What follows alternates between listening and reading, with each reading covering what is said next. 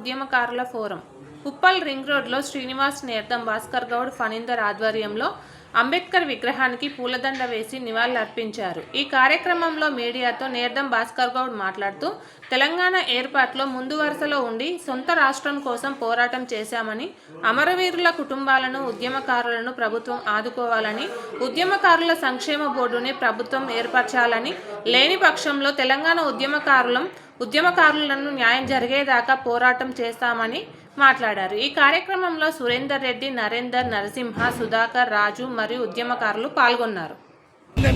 ఇదే ఉప్పల్ రింగ్ రోడ్లోని పోలీసు లాఠీ దెబ్బలకు ఏ మాత్రం వెనుకపోకుండా కన్న తల్లి జన్మనిచ్చిన అమ్మ అనుకుంటా జై తెలంగాణ, జై జై తెలంగాణ అనుకుంటూ ముందు వరుసలో ఉన్న ఉద్యమకారులు, అలాంటి ఉద్యమకారులు కానీ మైమర్చినారు।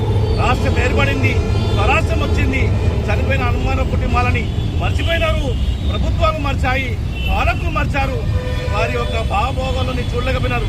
ఈ ఉద్యమంలో ఎన్నో కుటుంబాలు ఎన్నో చిన్న అంశాలని ముందు తీసుకొస్తే చేస్తానని మాటిచ్చి ఈ రోజు వరకు కూడా విస్మరించిన ప్రభుత్వాలు చూస్తున్నాం। కానీ ఈరోజు కాంగ్రెస్ ప్రభుత్వం రేవంత్ రెడ్డి గారు వచ్చినారు।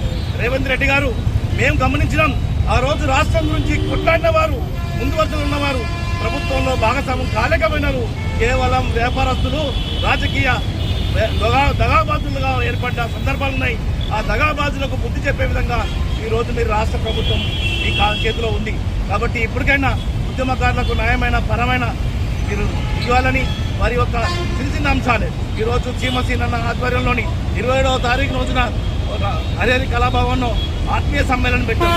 ప్రభుత్వ పరంగా మీరు అందులో కూడా మంచి మా ఉద్యమకారులకు ఒప్పుకున్నాయన్నీ కూడా నెరవేరుస్తున్నామని చెప్పిన రోజున ఆ హరిహర కళాభవనం మీకు ధన్యవాద సభగా మేమందరం కూడా చెప్పుకుంటాం। ధన్యవాదాలు ఎందుకంటే తెచ్చిన వారికి, కష్టపడే వారికి, అమరులైన కుటుంబాలకు మీరు న్యాయం చేసిన వారు అవుతారు। తెలంగాణ బిడ్డలకు మీరు ఒక రోల్ మోడల్గా ఉద్యమం చేసిన వారికి కావాల్సిన గౌరవం ఇచ్చిన వారు అవుతారు। కాబట్టి మీరు ఇస్తారని భావిస్తున్నాం, ఆశిస్తున్నాం। లేని పక్షంలో ఈ ఉద్యమాన్ని చీమసీన ఆధ్వర్యంలో ఇంకా ముందు పోతుంది।